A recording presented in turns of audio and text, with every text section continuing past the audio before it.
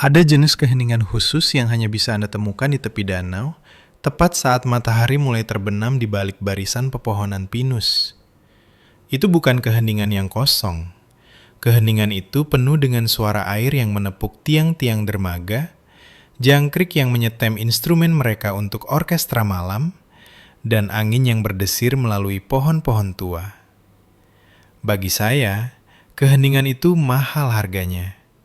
Itu merenggut 3 tahun hidup saya, setiap akhir pekan yang saya miliki, dan tabungan hasil keringat saya senilai hampir 2,5 miliar rupiah. Tapi saat saya duduk di sana, di atas dek kayu ulin yang saya amplas dan cat dengan kedua tangan saya sendiri, mencium aroma kayu segar dan melihat cahaya menari di atas air, saya tahu itu sepadan dengan setiap rupiah yang keluar.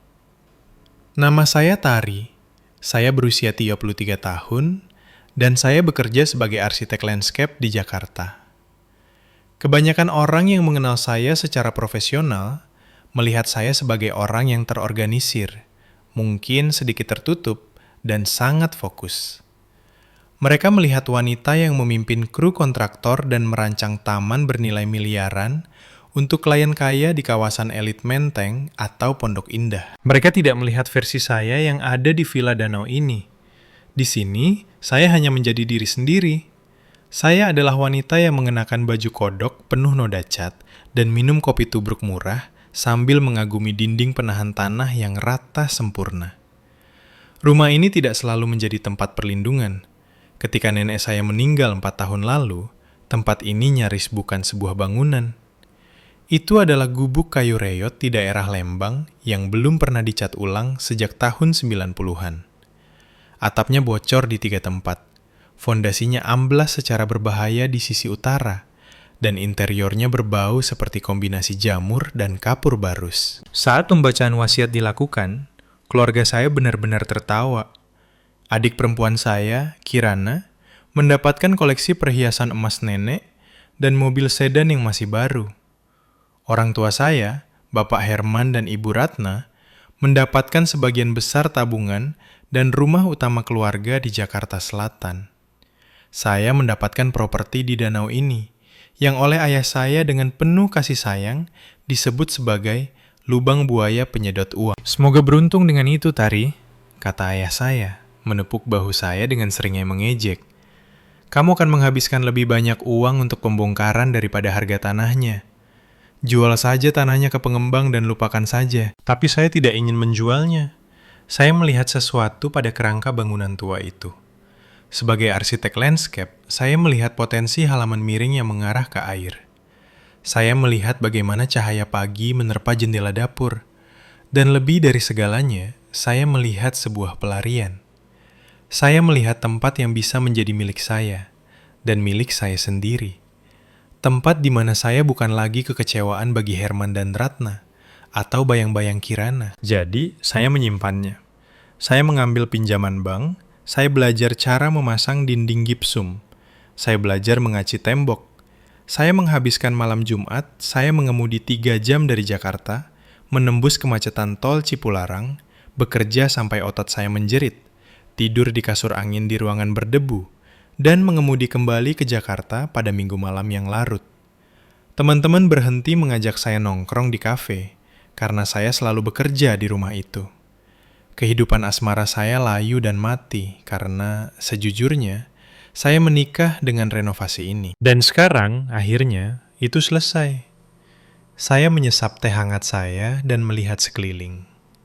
Dek itu masih asli.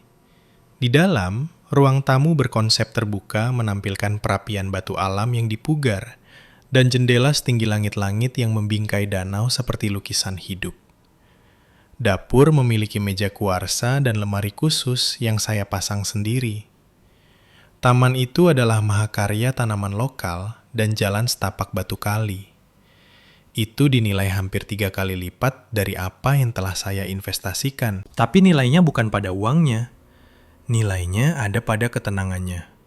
Ini adalah satu-satunya tempat di bumi di mana saya merasa aman. Itu adalah satu-satunya tempat di mana saya tidak merasa seperti sedang menunggu bom meledak. Ponsel saya berdengung di pagar di sebelah saya.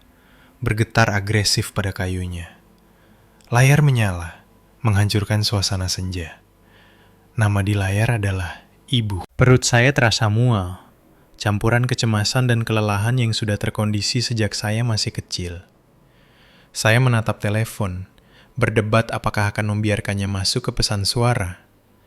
Tapi saya tahu jika saya tidak menjawab, dia akan menelepon Bapak. Dan jika Bapak menelepon, dia akan marah. Dan jika Bapak marah, seluruh minggu saya akan sengsara. Saya menghela napas, meletakkan gelas teh saya. Kedamaian sudah berakhir. Lintah darat telah menemukan saya. Saya menggeser layar dan menempelkan telepon ke telinga saya. Halo Bu. Tari, kenapa lama sekali angkat teleponnya? Suaranya melengking, membelah udara malam yang tenang seperti sirene ambulans. Ibu sudah chat kamu 10 menit yang lalu. Aku lagi di luar, Bu. Ponselnya nggak dipegang.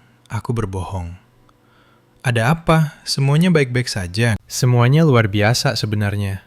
Lebih dari luar biasa. Kita ada makan malam keluarga hari Minggu ini, jam 5 sore. Jangan terlambat. Itu bukan pertanyaan. Itu adalah panggilan wajib militer. Bu, aku lagi di Lembang. Itu perjalanan 3 jam kalau macet. Aku ada kerjaan pagi-pagi hari Senin. Oh, berhentilah bersikap dramatis, potongnya. Kamu bisa menyetir balik Minggu pagi. Ini penting, Tari. Ini pengumuman besar. Kirana dan Dimas akan ada di sana. Kita sudah berbulan-bulan tidak kumpul lengkap. Pengumuman besar.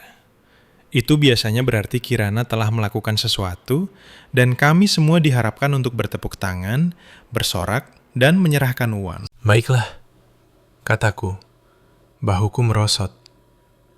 Aku akan datang. Bagus. Dan pakai baju yang bagus. Jangan baju kerja kumual yang selalu kamu pakai itu. Dia menutup telepon sebelum saya bisa mengucapkan selamat tinggal. Saya menatap layar hitam ponsel saya. Matahari terbenam yang indah tiba-tiba tampak sedikit lebih kelabu. Inilah dinamikanya. Selalu seperti ini dinamikanya. Tunggu dewasa, ada 2 peran berbeda di rumah kami. Kirana adalah anak emas. Dia cantik, ceria, dan tidak pernah salah. Jika dia gagal ujian, itu salah gurunya. Jika dia menabrakkan mobil, itu salah pengemudi lain. Lalu ada saya. Saya adalah yang bertanggung jawab, pemain cadangan, kambing hitam. Jika saya mendapat nilai A, itu sudah sewajarnya. Jika saya butuh bantuan, saya dianggap manja. Saya ingat wisuda kuliah saya. Saya bekerja 2 pekerjaan paruh waktu untuk membayar uang kuliah saya agar tidak punya utang. Orang tua saya memberi saya kartu ucapan dan voucher belanja Rp500.000. 2 tahun kemudian, ketika Kirana lulus, nyaris tidak lulus, dengan gelar sastra, mereka membelikannya mobil baru karena dia sudah bekerja sangat keras.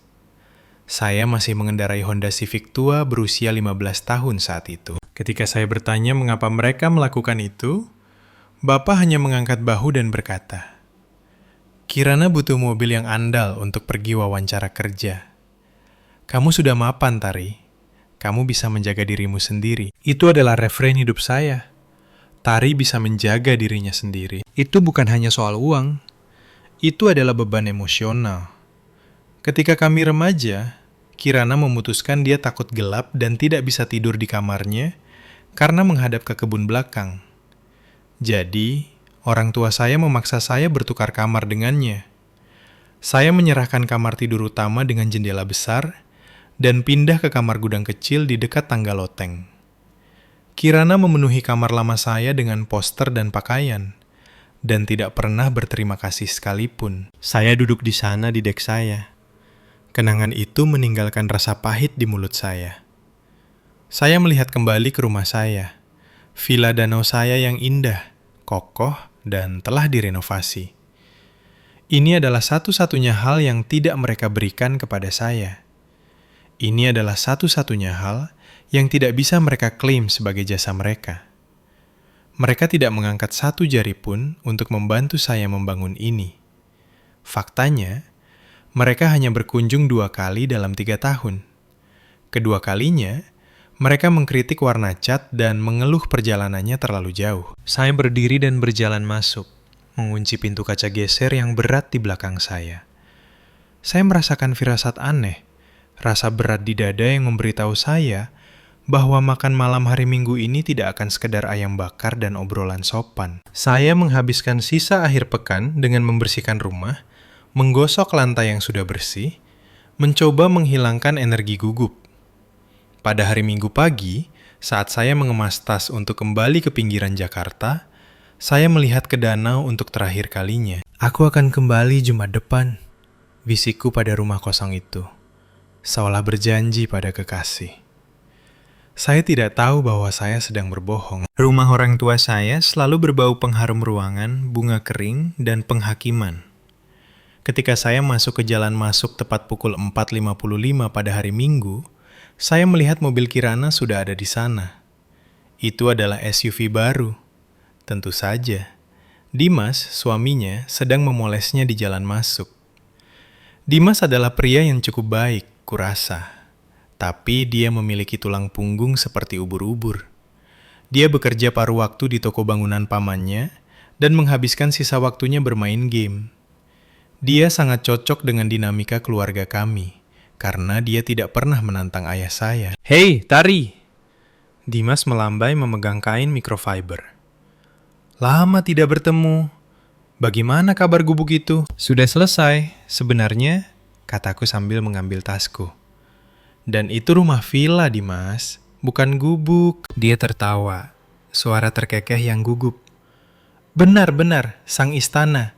Masuklah, ibumu sudah menunggu. Di dalam, meja ditata dengan piring keramik mahal. Ini serius. Ibu saya, Ratna, sedang sibuk di dapur memakai celemek, bersenandung sendiri. Ayah saya, Herman, sedang duduk di kursi malasnya menonton berita sore. Itu dia, kata bapak, tidak memalingkan muka dari TV. Nepet sekali waktunya ya. Aku 5 menit lebih awal, Pak. Duduk, duduk. Ibu menggiring kami semua ke meja. Kita punya berita besar. Kami duduk. Ayam bakarnya agak kering, seperti biasa. Tetapi kami semua memakannya dan memuji Koki seperti yang diwajibkan oleh hukum di rumah ini. Kirana praktis bergetar di kursinya. Dia memandang Dimas, lalu ke ibu, lalu ke bapak. Oke, aku tidak sabar lagi, pekik Kirana. Dia berdiri dan mengeluarkan foto USG kecil dari sakunya, membantingnya ke meja. Kami hamil. Ibu menjerit kegirangan, bertepuk tangan. Bapak bangkit dan menjabat tangan Dimas dengan penuh semangat.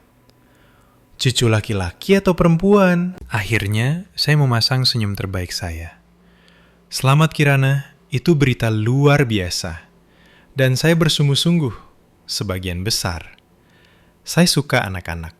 Saya berharap menjadi ibu akan membantu Kirana menjadi dewasa. Terima kasih.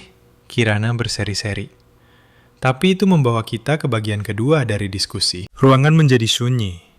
Ibu menyeka air mata dari matanya dan duduk. Wajahnya berubah serius. Dia mengulurkan tangan dan memegang tangan Kirana. Kami sudah bicara. Ibu memulai. Suaranya turun ke nada keibuan yang masuk akal, yang dia gunakan tepat sebelum dia meminta sesuatu yang tidak masuk akal.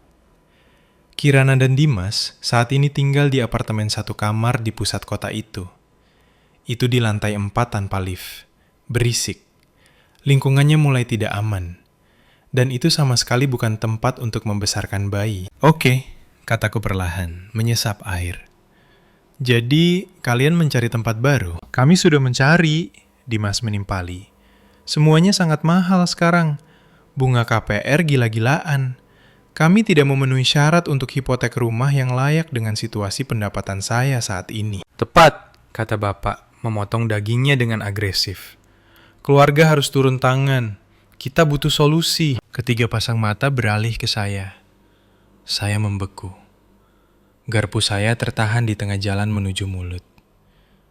Kenapa kalian melihat ke arahku? Tari, sayang, kata ibu, tersenyum dengan senyum manis beracun itu. Kamu punya rumah besar di Lembang itu. Sudah direnovasi total sekarang kan? 3 kamar tidur, 2 kamar mandi, Halaman besar untuk anak bermain. Ya, kataku. Darahku terasa dingin. Memang begitu. Dan kamu lajang, Bapak menyatakan. Itu bukan pengamatan, itu tuduhan. Kamu tinggal di apartemenmu di Jakarta selama seminggu. Kamu hanya pergi ke sana pada akhir pekan. Itu sia-sia. Itu tidak sia-sia, kataku. Suaraku sedikit bergetar. Itu rumahku. Aku yang membangunnya. Tidak ada yang bilang kamu tidak bekerja keras untuk itu. Ibu menenangkan.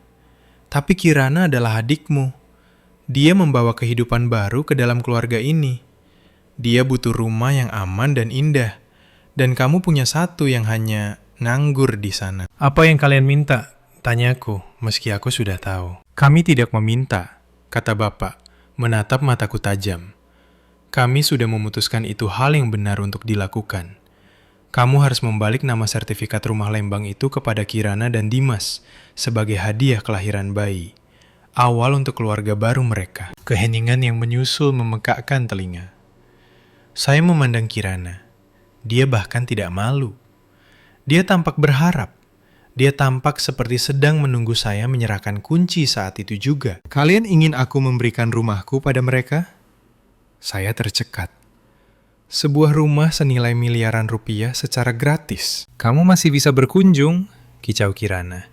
Kami akan menyimpan kamar tamu untukmu. Kamu bisa datang kapanpun kamu mau. Yah, mungkin telepon dulu karena dengan adanya bayi, kami butuh privasi. Tapi itu tetap, kau tahu, properti keluarga. Itu bukan properti keluarga, kataku, berdiri. Kakiku terasa lemah. Itu properti saya. Nama saya ada di sertifikat SHM. Uang saya yang membayar materialnya. Keringat saya ada di dinding itu. Jangan egois, Tari. Ibu membentak. Topeng manisnya jatuh seketika. Kamu punya pekerjaan bagus. Kamu mampu membayar apartemenmu. Kirana tidak punya apa-apa. Apa kamu ingin keponakanmu tumbuh di lingkungan kumuh? Itu bukan masalahku, saya berteriak. Saya belum pernah berteriak pada mereka sebelumnya. Saya tidak akan memberikan rumah saya. Apa kalian gila? Bapak membanting tangannya ke meja, membuat peralatan makan melompat. Jaga nadamu. Kita adalah keluarga. Kita saling membantu. Kamu memiliki lebih dari yang kamu butuhkan, dan adikmu sedang berjuang. Kamu akan melakukan ini. Tidak, kataku. Aku tidak akan. Saya mengambil tas saya. Jika kamu keluar dari pintu itu, teriak ibu, berdiri. Jangan berani-berani berpikir untuk kembali sampai kamu sadar. Kamu merusak kebahagiaan keluarga ini. Kamu adalah garis kecil yang cemburu dan pahit. Aku 33 tahun, Bu, kataku, tanganku di gagang pintu. Dan untuk pertama kalinya dalam hidupku, aku bertindak seperti orang dewasa. Saya berjalan keluar. Saya masuk ke mobil saya. Saya melaju, pergi dengan tangan gemetar begitu keras hingga saya hampir tidak bisa memegang setir. Saya tidak mengetahuinya saat itu, tetapi saya baru saja melepaskan tembakan pertama dalam perang yang tidak pernah ingin saya lakukan. Tapi jika mereka menginginkan rumah saya, mereka harus melewati saya. Sedikit yang saya tahu, mereka tidak punya niat melewati saya. Mereka berencana untuk memutar di sekitar saya. Perjalanan kembali ke Jakarta malam itu adalah kabur antara air mata dan kemarahan yang memutihkan buku jari. Saya mematikan ponsel saya di tengah jalan, karena notifikasi masuk begitu cepat sehingga mengalihkan perhatian saya dari jalan. Ketika saya akhirnya sampai di apartemen saya, aman di balik pintu yang terkunci ganda, saya membuat kesalahan dengan menyalakannya kembali. 37 panggilan tak terjawab, 14 pesan suara, 62 pesan WhatsApp. Itu bukan hanya orang tua saya, itu adalah monyet terbang. Dalam dinamika keluarga narsistik, monyet terbang adalah para pendukung, orang-orang yang direkrut pelaku untuk melakukan perintah mereka dan melecehkan korban. Ponsel saya penuh dengan pesan dari sepupu yang sudah bertahun-tahun tidak saya ajak bicara. Bibi yang biasanya mengabaikan ulang tahun saya, dan bahkan beberapa teman Kirana. Satu pesan dari Tante Linda berbunyi, "Tante dengar kamu membuat ibumu menangis malam ini. Bagaimana kamu bisa begitu tidak punya hati pada wanita hamil? Darah lebih kental daripada air, Tari." Satu lagi dari sepupu, Wow, menolak membantu adikmu sendiri. Itu rendah, bahkan untukmu. Mereka melukis narasi di mana saya adalah penjahatnya. Naga serakah yang duduk di atas tumpukan emas, sementara Santa Kirana yang malang dipaksa hidup di jalanan. Tak satupun dari mereka menyebutkan bahwa Kirana mengendarai SUV mewah, atau bahwa orang tua saya baru saja kembali dari liburan kapal pesiar 2 bulan lalu. Fakta tidak penting, narasi yang penting. Saya tidak tidur malam itu. Saya pergi bekerja pada hari Senin pagi dengan hanya mengandalkan kafein dan adrenalin. Saya mencoba fokus pada cetak biru lanskap untuk proyek perumahan elit. Tetapi, tangan saya gemetar. Saya terus mengharapkan ponsel saya berdering, tetapi mereka tidak hanya menelpon, mereka meningkatkan serangan. Pada hari Rabu sore, saya sedang rapat dengan pemasok di lobi gedung kantor saya. Firma saya kecil tapi bergengsi, terletak di gedung berdinding kaca di kawasan SCBD. Profesionalisme adalah segalanya. Tiba-tiba, saya mendengar keributan di dekat meja resepsionis. Saya ibunya. Anda tidak bisa menghentikan saya bertemu anak saya. Darah saya berubah menjadi es. Saya mendongak untuk melihat ibu saya, Ratna, berdiri di meja depan. Dia mengenakan pakaian pengajiannya, gamis bunga-bunga sopan dan jilbab. Tetapi wajahnya terpelintir dalam topeng kemurkaan yang merasa benar sendiri. Resepsionis yang malang, seorang gadis 20 tahun bernama Sarah, tampak ketakutan. "Bu," kataku, "berjalan cepat. Saya harus mengeluarkannya dari sana sebelum bos saya keluar." "Apa yang ibu lakukan di sini?" Ibu berputar dan wajahnya seketika remuk. Dia meledak dalam isak tangis teatrikal yang keras. "Tari, oh Tari, syukurlah. Tolong, kamu harus mendengarkan akal sehat." Dia menerjang ke arah saya, mencengkeram lengan saya. Pemasok yang sedang rapat dengan saya menonton dengan mata terbelalak. "Bu, berhenti," desis saya, mencoba menarik diri. "Ini tempat kerjaku. Ibu harus pergi." "Kita tidak bisa membiarkan adikmu menjadi gelandangan." Ratapnya cukup keras untuk didengar seluruh kantor. "Bagaimana kamu bisa begitu kejam? Ibu membesarkanmu lebih baik dari ini. Kita adalah keluarga. Kamu punya rumah kosong besar itu. Dan kamu membiarkannya membusuk sementara adikmu menderita." "Itu tidak membusuk, Bu. Itu sudah direnovasi total, dan Kirana bukan gelandangan," kataku, suaraku meninggi meskipun aku berusaha sebaik mungkin. "Tolong berhenti membuat keributan. Aku tidak akan pergi sampai kamu menandatangani surat-suratnya." Dia merogoh tas tangannya yang terlalu besar dan mengeluarkan amplop coklat. Ayah sudah meminta kenalan notaris menyiapkannya. "Ini hibah sederhana. Tanda tangan saja, Tari. Tanda tangan dan buktikan kamu mencintai kami." Dia mencoba menjejalkan amplop itu ke tangan saya. Saya mundur dan amplop itu jatuh ke lantai, menyebarkan kertas-kertas di atas ubin yang mengkilat. "Keluar," kataku. Suaraku bergetar. "Keluar sekarang juga atau aku panggil security." Dia berhenti menangis seketika. Matanya menyipit. "Kamu akan memanggil satpam untuk ibumu sendiri?" "Ya," kataku. "Aku akan melakukannya." Bos saya, Pak Hendra, keluar dari kantornya. Dia adalah pria tegas yang tidak mentolerir drama sama sekali. "Tari, ada masalah?" "Tidak, Pak," kataku. Wajahku terbakar karena malu. "Ibu saya baru saja mau pergi." Ibu memandang Pak Hendra lalu ke saya. Dia sadar dia telah kalah di ronde ini. Dia merapikan bajunya, membungkuk untuk mengambil kertas-kertas itu, dan memelototi saya dengan racun murni. "Kamu adalah kekecewaan." Bisiknya cukup rendah sehingga hanya saya yang bisa mendengar. "Ayahmu benar tentang kamu." Dia berbalik dan bergegas keluar pintu putar. Saya berdiri di sana di lobi, merasakan tatapan rekan kerja saya membakar punggung saya. Saya ingin menghilang. Saya ingin meringkuk menjadi bola dan mati.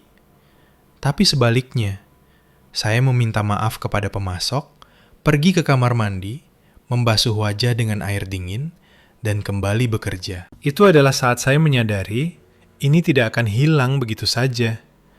Mereka tidak akan menerima jawaban tidak. Mereka akan menghancurkan hidup saya, sepotong demi sepotong, sampai saya menyerah. Pada hari Kamis, keterkejutan awal telah hilang. digantikan oleh paranoia yang dingin dan keras. Saya telah memblokir nomor orang tua saya bersama dengan Kirana dan Dimas. Saya mengatur media sosial saya ke pribadi. Saya pikir saya telah membangun tembok, tetapi saya tidak menyadari mereka sudah menggali terowongan di bawahnya. Saya berada di lokasi kerja mengawasi pemasangan kolam koi ketika ponsel saya berdering. ID penelpon mengatakan Pak Wisnu. Pak Wisnu adalah teman lama kakek saya. Dia berusia akhir 60-an, seorang pria yang kasar tapi baik hati, yang merupakan notaris dan agen properti untuk rumah danau itu ketika nenek saya awalnya membelinya di tahun 80-an. Dia adalah orang yang membantu saya menavigasi proses warisan ketika saya mendapatkannya. Dia adalah salah satu dari sedikit orang di kampung halaman saya yang benar-benar saya percayai. Halo Pak Wisnu, jawabku, menyeka kotoran dari tanganku. Apa kabar? Saya tidak menjual rumah kalau itu alasan Bapak menelpon. Ada jeda panjang di ujung sana. Tari, suara Pak Wisnu terdengar serius, tegang. Saya tahu kamu tidak menjual. Itu sebabnya saya menelpon. Saya mendapat kunjungan dari ayahmu pagi ini. Perut saya terasa jatuh. Apa yang dia inginkan? Dia datang ke kantor meminta salinan peta survei dan sertifikat asli, kata Pak Wisnu perlahan. Dia bilang kamu kehilangan salinanmu dan memintanya untuk mengambilnya untukmu. Dia bilang kamu sedang bersiap untuk mentransfer sertifikat itu kepadanya untuk tujuan perlindungan aset. Itu bohong, kataku. Mencengkram telepon begitu keras hingga buku-buku jariku memutih. Saya tidak pernah mengatakan itu padanya.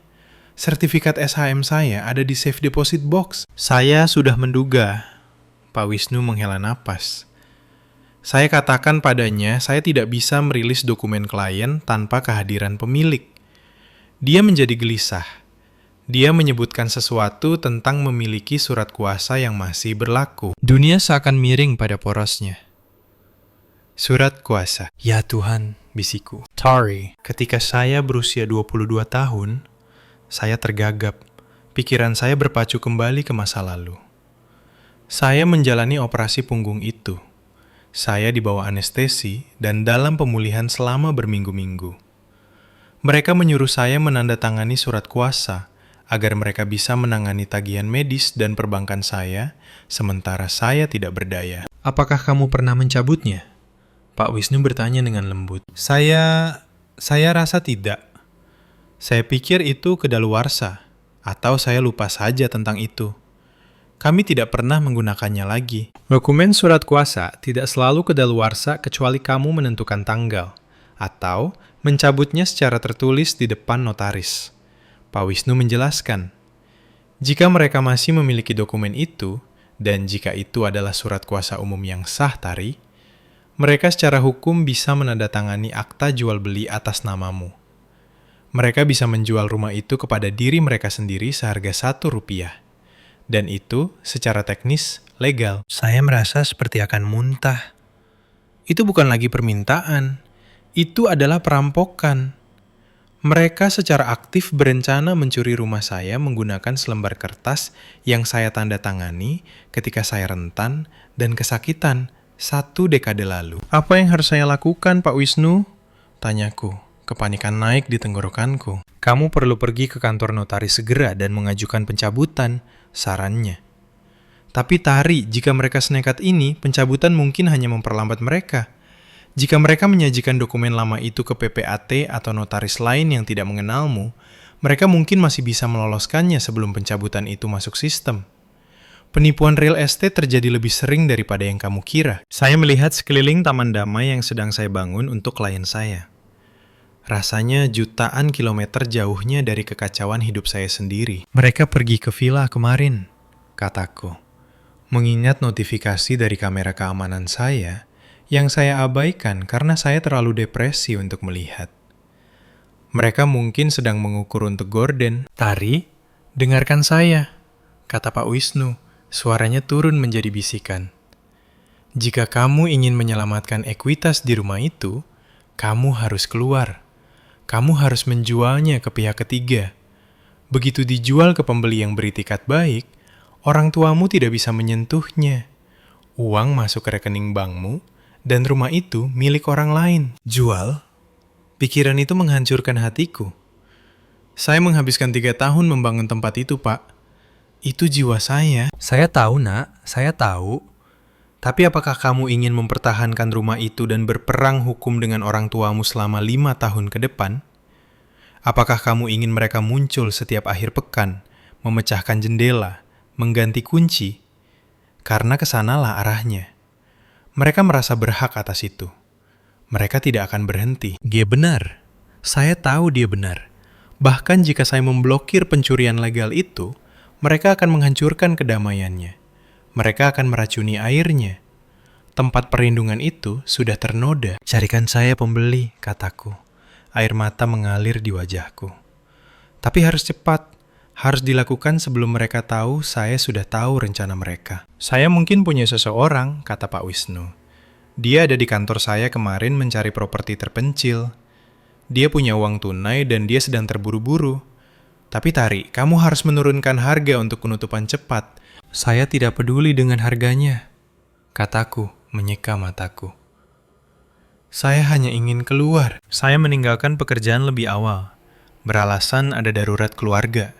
Yang secara teknis benar. Saya langsung pergi ke kantor notaris terdekat dan mengajukan pencabutan surat kuasa. Staf menstempelnya pukul 4.15 sore. Itu adalah perisai, tapi yang tipis. Lalu saya mengemudi ke Lembang. Saya tiba jauh setelah gelap. Rumah itu tampak tidak menyenangkan di bawah sinar bulan. Bayangan membentang di halaman seperti jari-jari yang mencengkeram. Saya tidak menyalakan lampu utama.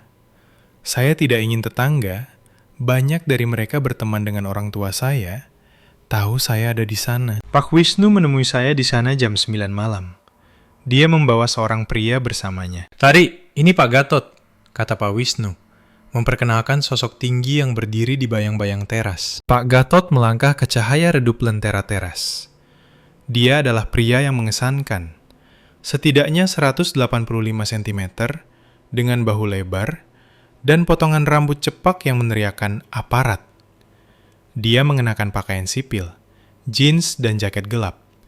Tapi dia membawa dirinya dengan postur kaku dan waspada. Dia tampak berusia pertengahan 40-an dengan mata lelah dan wajah yang telah melihat terlalu banyak hal. Bu Tari, dia mengangguk.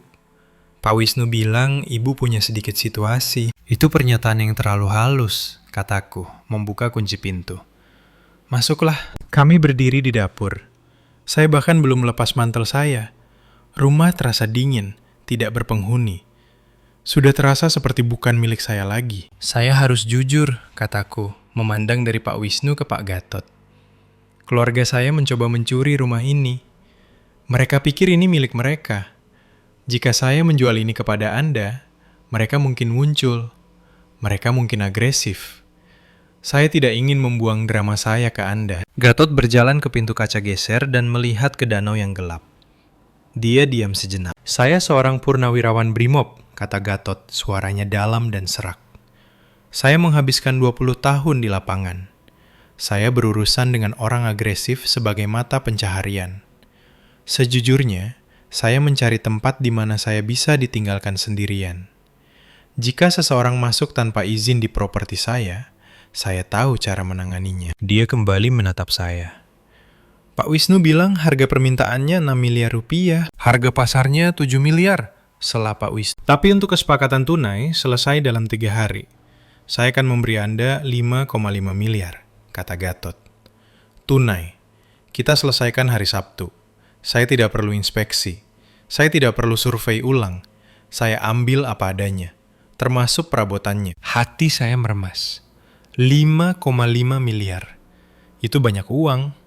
Cukup untuk melunasi cicilan apapun, membeli mobil baru, dan memulai bisnis saya sendiri.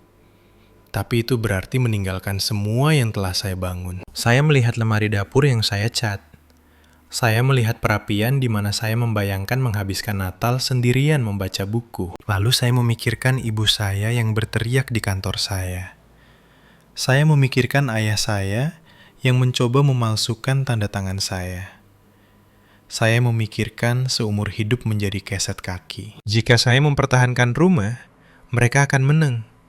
Mereka akan membuat saya lelah. Mereka akhirnya akan pindah masuk, dan saya akan terdegradasi ke kamar tamu di rumah saya sendiri. Tapi jika saya menjualnya ke mantan Brimob, kepuasan dingin dan gelap melingkar di perut saya. Itu adalah opsi bumi hangus. Jika saya tidak bisa memilikinya, mereka pasti tidak akan mendapatkannya. Dan melihat mereka mencoba menggertak pria seperti Pak Gatot, akan menjadi keadilan puitis yang akan saya nikmati selama sisa hidup saya. Sepakat, kataku, mengulurkan tangan. Gatot menjabatnya.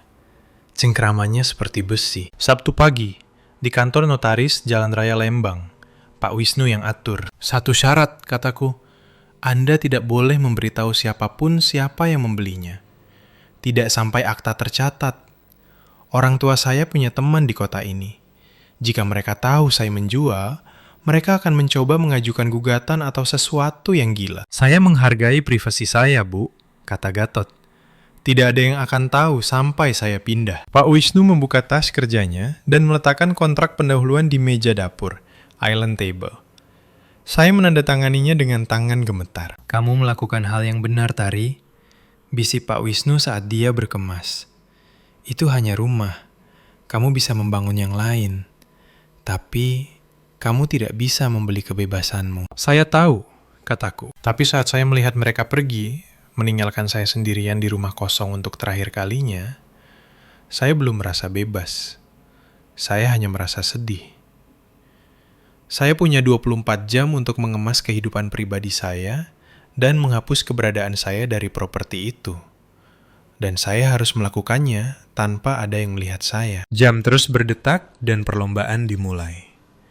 Orang tua saya pikir mereka sedang bermain catur, memindahkan bidak untuk menjebak saya. Mereka tidak menyadari, saya baru saja membalik papan catur dan membakar mejanya. Tolong tekan tombol like, subscribe ke saluran ini, dan tinggalkan komentar dengan nama kota tempat tinggal Anda. Setiap komentar membantu video ini menjangkau lebih banyak orang. Terima kasih banyak. Jumat malam tiba dengan kegelapan yang berat dan menyesakkan. Saya telah memberitahu kantor saya bahwa saya mengambil cuti sakit, tetapi saya tidak beristirahat sedetik pun. Saya menghabiskan sepanjang hari di kota, membeli kardus pindahan tugas berat dan lakban, bersiap untuk kepindahan paling memilukan dalam hidup saya. Saya mengemudikan mobil bak terbuka, pick-up sewaan ke villa, mematikan lampu depan saat berbelok ke jalan masuk kerikil. Saya parkir di belakang, tersembunyi di balik garasi terpisah, kalau-kalau Bu Gebel di sebelah sedang melihat keluar jendelanya. Bu Gebel adalah wanita tua yang manis, tapi dia teman arisan ibu saya. Jika dia melihat saya memuat kotak larut malam pada hari Jumat, saluran gosip akan diaktifkan dalam hitungan menit. Saya membuka pintu belakang dan melangkah ke dalam keheningan. Rumah itu berbau kayu pinus dan lilin vanila yang saya bakar akhir pekan lalu. Baunya seperti rumah saya, dan dalam waktu kurang dari 12 jam, itu tidak akan menjadi milik saya lagi. Saya tidak menyalakan lampu gantung. Sebaliknya, saya menggunakan senter di ponsel saya dan lentera kemah kecil menjaga pencahayaan tetap rendah dan jauh dari jendela. Saya bergerak seperti pencuri di rumah saya sendiri. Pak Gatot telah membeli rumah dengan perabotan, yang merupakan berkah tersembunyi. Itu berarti saya tidak perlu mengangkut sofa berat atau meja makan yang saya pilih selama berminggu-minggu. Tapi itu juga terasa seperti saya meninggalkan sebagian dari diri saya. Saya mulai di kamar tidur. Saya mengemas pakaian saya, beberapa buku di meja samping tempat tidur, dan selimut perca yang dijahit nenek saya dengan tangan 40 tahun lalu. Selimut itu adalah satu-satunya hal yang dia tinggalkan untuk saya yang tidak coba diklaim oleh orang tua saya. Saya melipatnya dengan hormat, menahan air mata. Kemudian, saya pindah ke ruang tamu. Saya menurunkan foto-foto berbingkai di atas perapian. Foto-foto saya berdiri penuh serbuk gergaji, tersenyum di samping dinding pertama yang saya bingkai. Foto matahari terbit di atas danau. Foto anjing saya, Buster, yang meninggal tahun lalu. Saya membungkus setiap bingkai dengan koran. Tangan saya gemetar. Setiap benda yang saya sentuh memicu kenangan. Papan lantai longgar yang saya perbaiki. Bingkai jendela yang saya ganti. Ini bukan sekedar bangunan. Ini adalah buku harian ketahanan saya. Itu adalah bukti bahwa saya bisa membangun sesuatu yang indah tanpa bantuan orang tua saya. Dan sekarang, karena keserakahan mereka, saya harus menghapus diri saya dari sana. Ponsel saya berdengung di saku. Mengejutkan saya begitu parah hingga saya hampir menjatuhkan vas. Itu adalah pesan teks dari Kirana. Hei kak, ibu bilang kakak lagi susah diajak ngomong.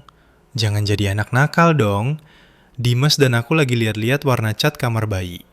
Kami mikir warna hijau sage buat kamar bayinya. Kamar tidur kakak yang sekarang, lol.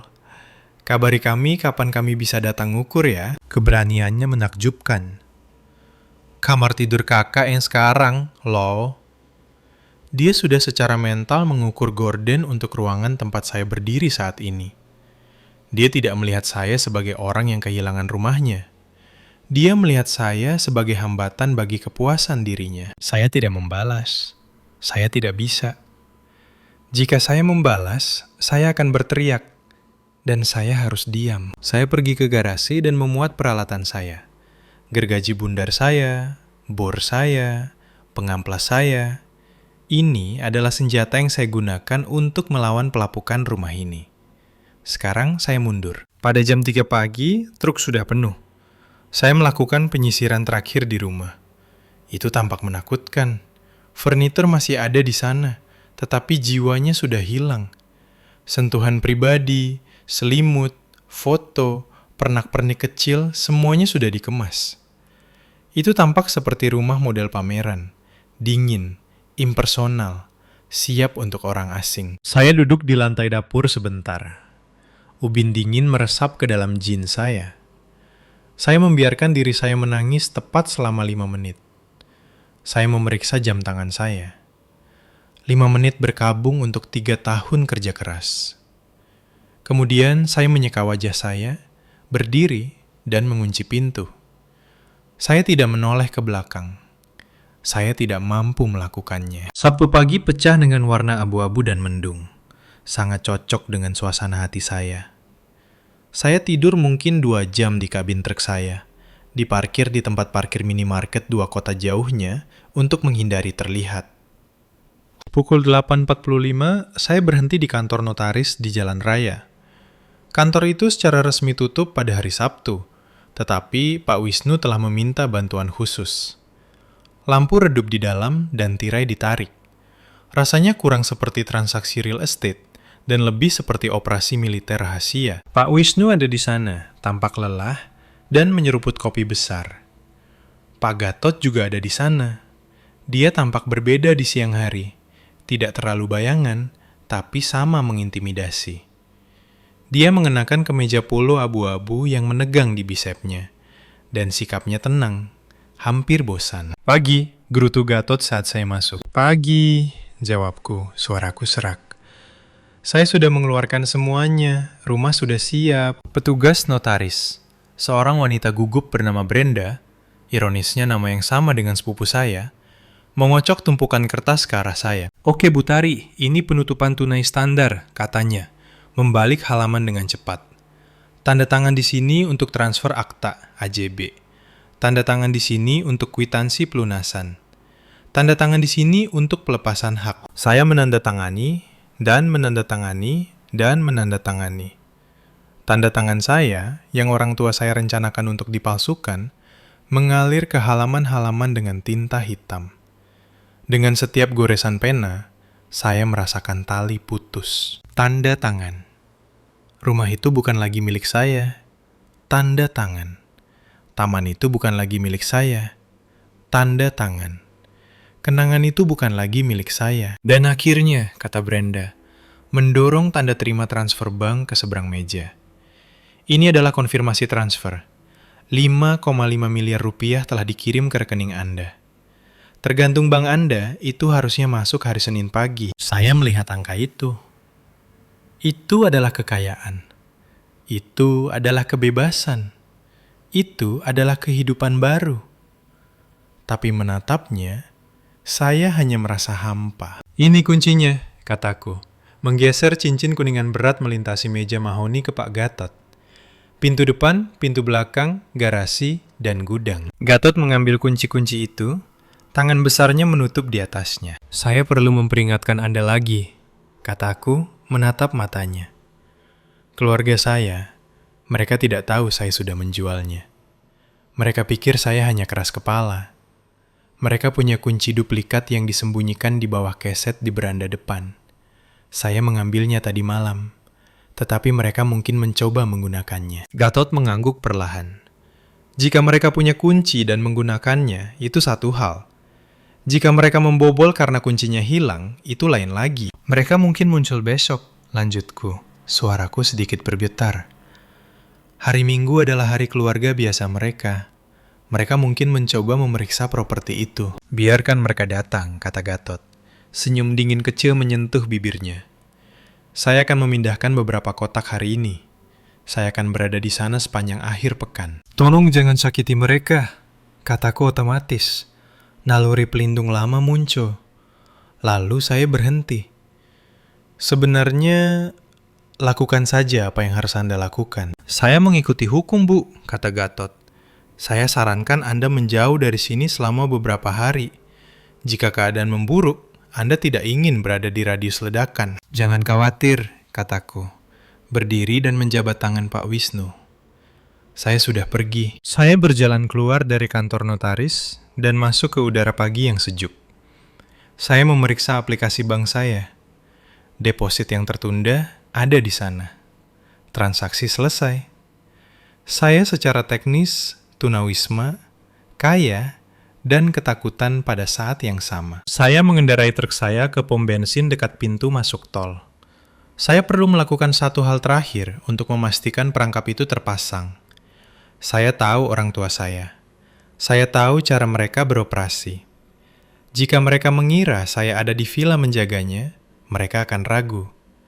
Mereka membenci konfrontasi ketika saya benar-benar hadir dan marah. Mereka lebih suka menyerang saat saya lemah atau tidak ada. Mereka adalah pengecut yang lebih suka memanipulasi situasi di belakang punggung saya. Jadi, saya perlu memberi mereka celah. Saya perlu membuat mereka berpikir istana itu tidak dijaga. Saya mengeluarkan ponsel saya.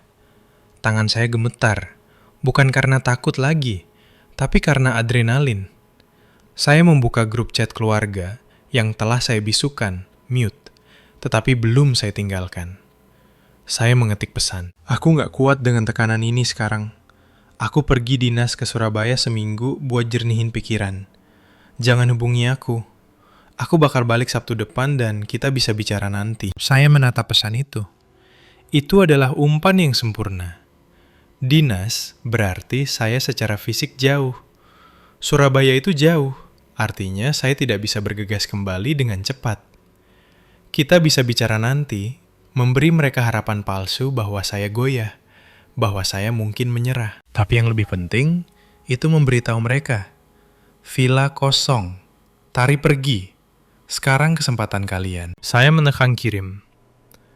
Hampir seketika, tanda centang biru muncul. Mereka terpaku pada ponsel mereka. 5 menit kemudian, sebuah teks datang dari Bapak. Bagus. Kamu butuh waktu untuk memikirkan prioritasmu. Hati-hati di jalan, itu sangat merendahkan, sangat meremehkan. Dia tidak peduli bahwa saya kesal. Dia hanya peduli bahwa saya menyingkir. Dia mungkin melihat perjalanan saya sebagai jendela peluang yang nyaman untuk pergi ke sana, mengganti kunci, dan menciptakan situasi kepemilikan adalah 9/10 dari hukum. Sebelum saya kembali, saya mematikan ponsel saya. Saya tidak ingin melihat lagi. Saya masuk ke jalan tol, menuju ke selatan, menjauh dari danau, menjauh dari kota, menjauh dari segalanya. Saya telah memesan kamar di sebuah resort spa 3 jam jauhnya. Itu mahal, tapi saya baru saja menghasilkan miliaran. Jadi saya pikir saya mampu membeli pijat dan jubah mandi. Saat bermil-mil berlalu, simpul di dada saya mulai mengendur. Untuk pertama kalinya dalam bertahun-tahun, saya tidak bertanggung jawab atas villa itu. Jika pipa pecah, itu bukan masalah saya. Jika atap bocor, itu bukan masalah saya. Dan jika keluarga narsistik mencoba membobol masuk, itu jelas bukan masalah saya. Saya membayangkan Pak Gatot di rumah itu. Saya membayangkan dia membongkar peralatannya. Saya membayangkan mobil patrolinya diparkir di garasi, tersembunyi dari pandangan. Orang tua saya pikir mereka berjalan ke rumah kosong untuk mengklaim hadiah mereka. Mereka pikir mereka adalah predator. Mereka tidak tahu mereka sedang berjalan ke sarang beruang yang jauh lebih besar dan jauh lebih berbahaya. Saya mengeraskan volume radio dan bernyanyi mengikuti lagu yang bahkan tidak saya sukai. Jembatan itu dibakar. Perangkap itu muncul. Sekarang yang harus saya lakukan adalah menunggu jepretan. Hari Minggu pagi di Spa terasa nyata. Sementara saya dibungkus jubah putih mewah, menyeruput air mentimun, dan menunggu pijat batu panas, keluarga saya tanpa sadar mengemudi langsung ke gergaji mesin. Saya telah menyalakan ponsel saya ke mode jangan ganggu. Hanya mengizinkan panggilan dari daftar favorit saya. Daftar itu sangat pendek. Hanya Pak Wisnu dan saluran non-darurat kantor polisi setempat, Polsek Lembang, yang telah saya tambahkan untuk berjaga-jaga. Saya mencoba rileks, tetapi pikiran saya terus melayang kembali ke villa. Saya membayangkan jalan masuk panjang yang berliku dipenuhi pohon pinus. Saya membayangkan pintu depan kayu ek yang berat. Saya bertanya-tanya, apakah Pak Gatot ada di sana? Apakah dia minum kopi di dek? Apakah dia membongkar seragamnya? Atau apakah dia duduk dalam kegelapan menunggu? Sekitar tengah hari, saat saya sedang makan siang ringan, saya memeriksa folder pesan yang diblokir. Itu kebiasaan masokis, saya tahu. Tapi saya perlu melacak gerakan mereka. Ada teks dari Kirana jam 10 pagi. OTW ke villa, ibu bawa bekal piknik nasi tumpeng mini. Semangat banget mengukur kamar bayi. Makasih ya udah pergi, jadi nggak canggung. Lalu, teks-teks dari ibu jam 11.30. Kita berhenti beli bensin. Ayah bawa kotak perkakasnya jaga-jaga kalau pintu belakang macet lagi. Love you, mean it. Love you. Mean it. Ungkapan itu membuat saya ingin muntah. Dia tidak mencintaiku. Dia suka aku tidak ada. Dia suka karena dia pikir dia sudah menang. Saya menyimpan ponsel itu. Perangkap sudah siap. Mereka hampir sampai. Saya kemudian mengetahui urutan kejadian yang tepat dari kombinasi laporan polisi resmi, pernyataan Pak Gatot, dan penceritaan ulang Pak Wisnu yang sangat rinci dan antusias. Rupanya, karavan keluarga tiba di properti tepat pukul 12:15 siang. Mereka tidak hanya datang dengan satu mobil, mereka datang dengan dua. Bapak dan ibu ada di sedan mereka, dan Dimas mengendarai mobil bak terbuka, Grand Max, sewaan. Mobil bak terbuka. Mereka tidak hanya datang untuk mengukur, mereka datang untuk pindahan. Mereka berencana membongkar furnitur Kirana, mungkin memindahkan barang-barang saya ke garasi atau tempat sampah, dan menetapkan tempat tinggal sebelum saya kembali dari perjalanan palsu saya ke Surabaya. Mereka akan menduduki rumah saya dan menantang saya untuk mengusir wanita hamil. Bu Gebel, tetangga saya yang kepo, memberitahu polisi kemudian bahwa dia melihat mereka berhenti. Dia berkata, "Herman, ayahmu, keluar dari mobil tampak seperti dia memiliki tempat itu. Berbaris menaiki tangga depan dengan gaya yang menyiratkan dia adalah raja istana. Dia mengangkat keset selamat datang. Dia membeku. Dia menendang keset itu. Dia memeriksa pot tanaman. Dia memeriksa bagian atas kusen pintu. Tidak ada kunci. Saya hanya bisa membayangkan percakapannya. Ibu mungkin menyuruhnya memeriksa belakang. Dimas mungkin berdiri di sana tampak tidak berguna. Kirana mungkin mengeluh kakinya sakit. Mereka menghabiskan 20 menit mengelilingi rumah seperti burung nasar. Mereka mencoba setiap jendela. Terkunci. Mereka mencoba pintu geser. Terkunci dan diblokir dengan palang keamanan. Rumah saya adalah benteng, dan mereka adalah orang barbar di gerbang, menyadari untuk pertama kalinya bahwa jembatan gantung telah diangkat. Menurut pernyataan yang diberikan kepada Departemen Sheriff, Polsek, titik puncaknya terjadi pada pukul 12:45. Herman sangat marah. Dalam benaknya, ini adalah properti keluarganya. Saya hanyalah anak perempuan yang tidak tahu berterima kasih, yang bingung tentang kepemilikan. Dia memutuskan bahwa dia memiliki hak moral, jika bukan hak hukum, untuk masuk. Dia pergi ke mobil bak terbuka dan mengambil linggis. Bu Gabel menyaksikan dari jendelanya saat ayah saya berjalan ke belakang rumah, ke pintu Prancis yang indah di luar dapur. Yang saya habiskan 20 juta untuk memasangnya, karena membiarkan jumlah cahaya pagi yang sempurna masuk. Dia tidak hanya mencongkel kuncinya, dia memecahkan kacanya. Suara itu pasti bergema di seberang danau yang tenang. Dia merogoh lubang bergerigi, membuka kunci grendel, dan melemparkan pintu terbuka. "Ayo!" teriaknya kabarnya kepada keluarga. "Kita masuk!" Mereka semua masuk. Ibu, Kirana, dan Dimas. Mereka berjalan ke dapur, sepatu berderap di atas pecahan kaca. Mungkin merasa menang. Mereka ada di dalam. Mereka menang. Tapi mereka tidak sendirian. Pak Gatot sedang duduk di kursi berlengan ruang tamu membaca buku. Dia tidak bergerak ketika mereka mengetuk. Dia tidak bergerak ketika mereka mengelilingi rumah. Dia bahkan tidak bergerak ketika kaca pecah. Dia menunggu sampai mereka sepenuhnya berada di dalam. Masuk tanpa izin di propertinya. Kemudian dia berdiri. Gatot adalah pria besar. Di ruang tamu yang terbatas, dia pasti tampak seperti gunung. Dia mengenakan sarung pistol di pinggulnya, terlihat jelas. "Ada yang bisa saya bantu?" tanya Gatot. Suaranya tenang tapi menggelegar. Ayah saya, adrenalin terpompa dan didorong oleh rasa berhak, tidak mundur. Dia melihat orang asing di rumah putrinya. "Siapa kau?" Bapak berteriak, melangkah maju. "Apa yang kau lakukan di rumah anakku? Keluar sebelum saya panggil polisi." "Aku pikir kau yang harusnya panggil polisi," jawab Gatot dingin. "Tapi saya pemilik rumah ini, dan Anda baru saja membobolnya." "Pembohong!" ibu menjerit. "Anakku yang punya rumah ini. Dia di Surabaya. Kamu penyerobot liar. Herman, usir dia dari sini." Ini adalah momen di mana orang pintar akan berhenti. Orang pintar akan bertanya-tanya. Tapi ayah saya tidak pintar. Dia arogan. Dia mengangkat linggis. Itu belum tentu pukulan. Mungkin hanya gerakan mengancam. Tapi bagi aparat penegak hukum, itu adalah ancaman mematikan. "Jatuhkan senjatanya," perintah Gatot. Suaranya berubah menjadi mode profesional. "Jatuhkan sekarang." Bapak ragu-ragu. "Kau keluar dari..." Gatot tidak menunggu. Dia menutup jarak dalam 2 langkah. Dia meraih pergelangan tangan Bapak, memelintirnya, dan linggis itu berdenting ke lantai.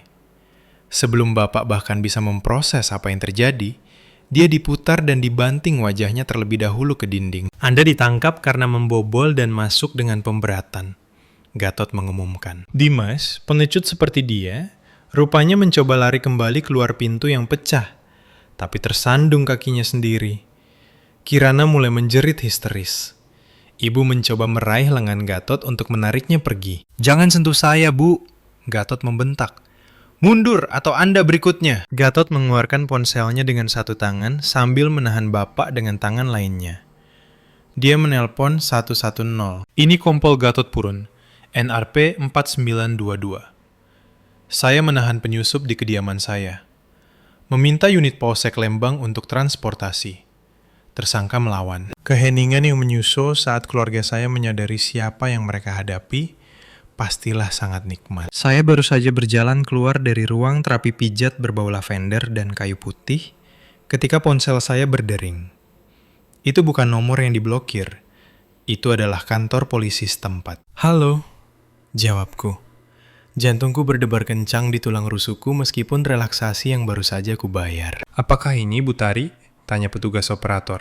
"Ya, ini saya." "Bu, kami memiliki situasi di alamat. Kami menahan 4 orang. Mereka mengaku sebagai keluarga Anda. Mereka mengklaim Anda memberi mereka izin untuk memasuki properti." Saya menarik napas dalam-dalam. Ini dia. Momen kebenaran. "Saya tidak memberi siapapun izin untuk masuk," kataku dengan jelas. "Saya menjual properti itu kemarin. Pemiliknya adalah Bapak Gatot.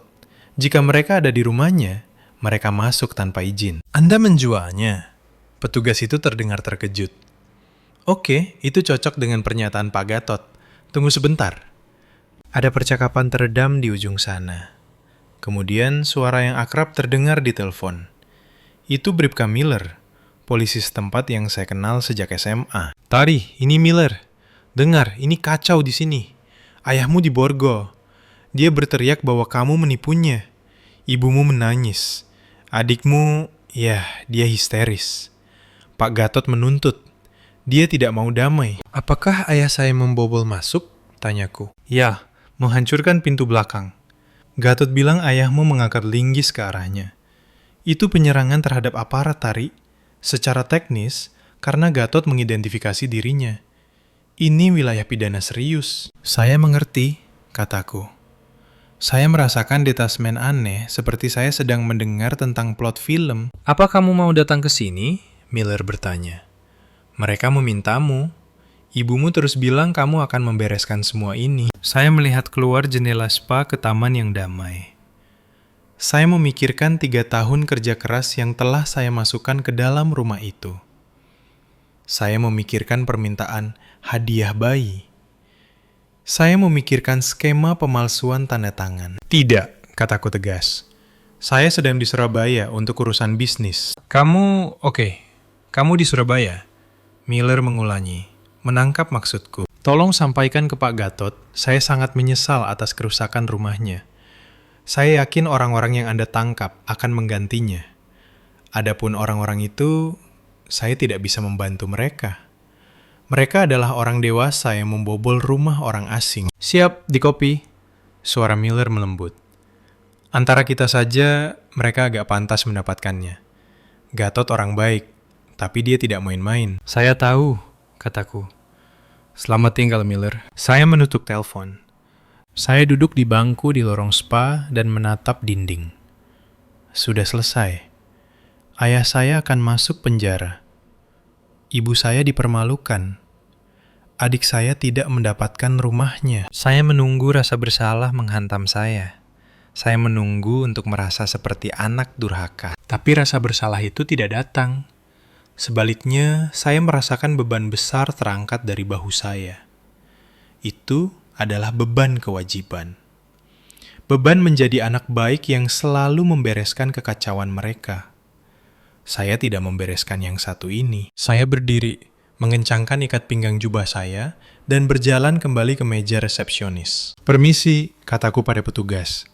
"Saya rasa saya ingin menambahkan perawatan wajah, facial, ke paket saya hari ini. Saya punya banyak waktu." Sementara ayah saya diambil sidik jarinya dan diproses ke sel tahanan, saya mendapatkan masker lumpur. Itu dingin. Itu penuh perhitungan. Dan itu adalah sore paling membebaskan dalam hidup saya. Saya tidak kembali dari perjalanan bisnis saya selama 5 hari lagi.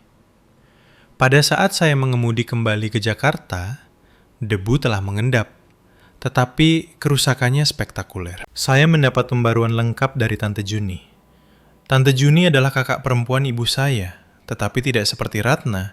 Juni memiliki kompas moral yang berfungsi dan toleransi yang sangat rendah terhadap omong kosong.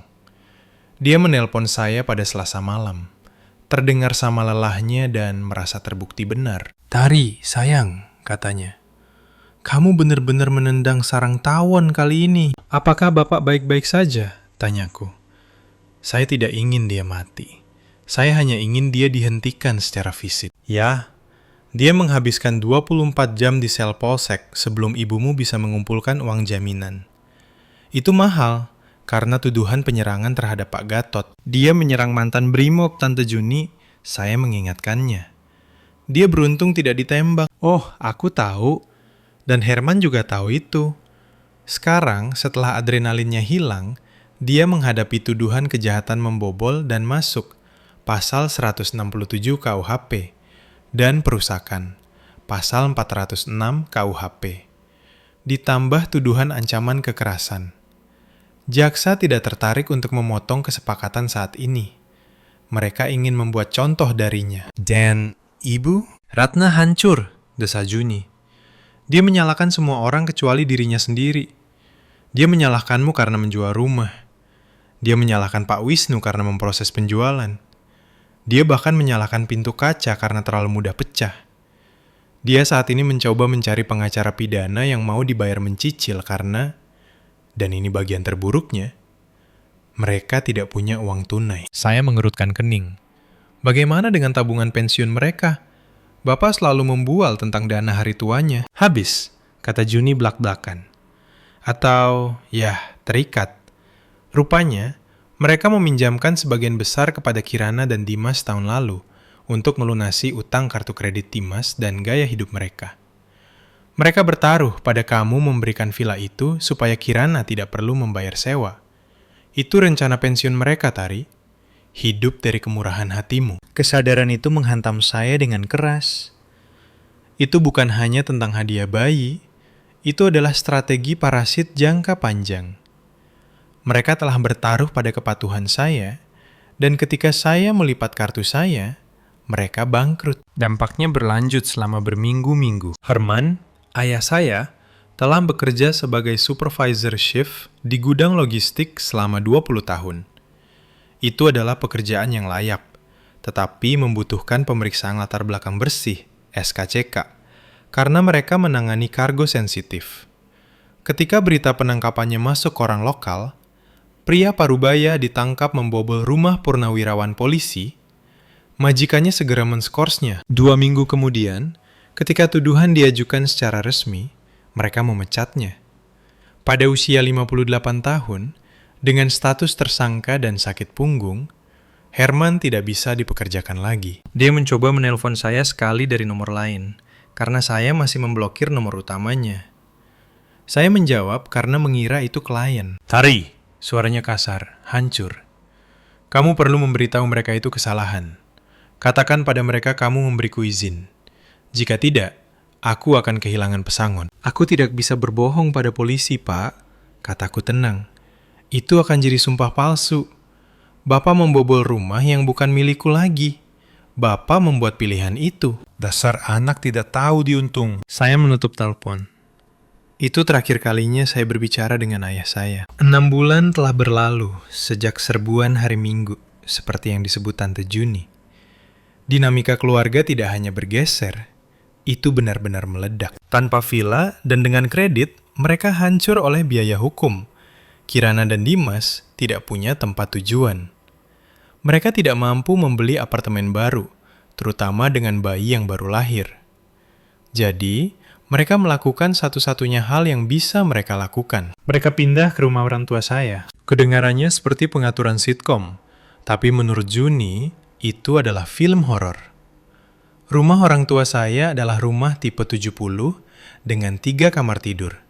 Tetapi satu kamar adalah kantor bapak, yang sebenarnya hanya ruang TV.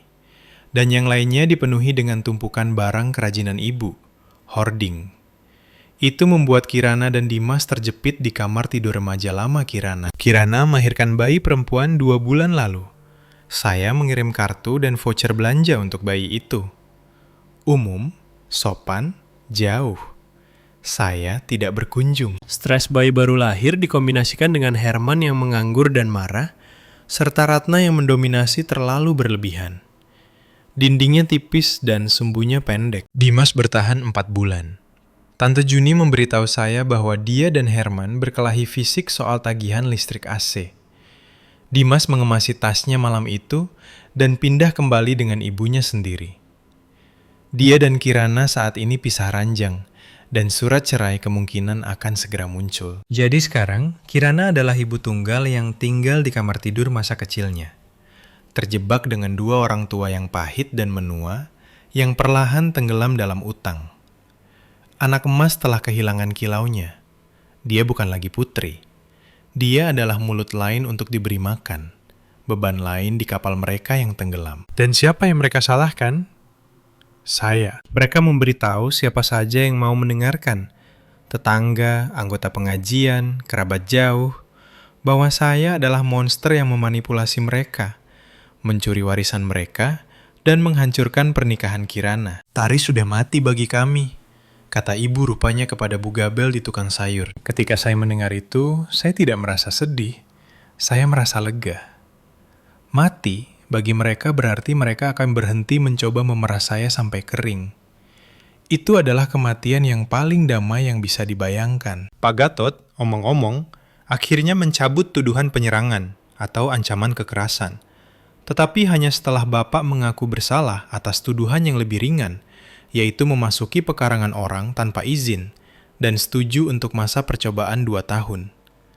Bapak harus membayar ganti rugi, restoratif justice, untuk pintu yang rusak dan tekanan emosional. Gatot masih tinggal di villa itu.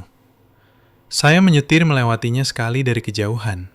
Saya melihat mobilnya di jalan masuk dan pagar baru yang jauh lebih kokoh di sekelilingnya. Itu tampak aman. Itu tampak terlindungi. Saya senang. Adapun saya menulis ini dari teras sebuah kedai kopi kecil di Ubud, Bali. Setelah penjualan, saya menyadari saya tidak bisa tinggal di kota yang sama. Firma arsitektur landscape tempat saya bekerja hebat, tetapi kenangannya terlalu dekat.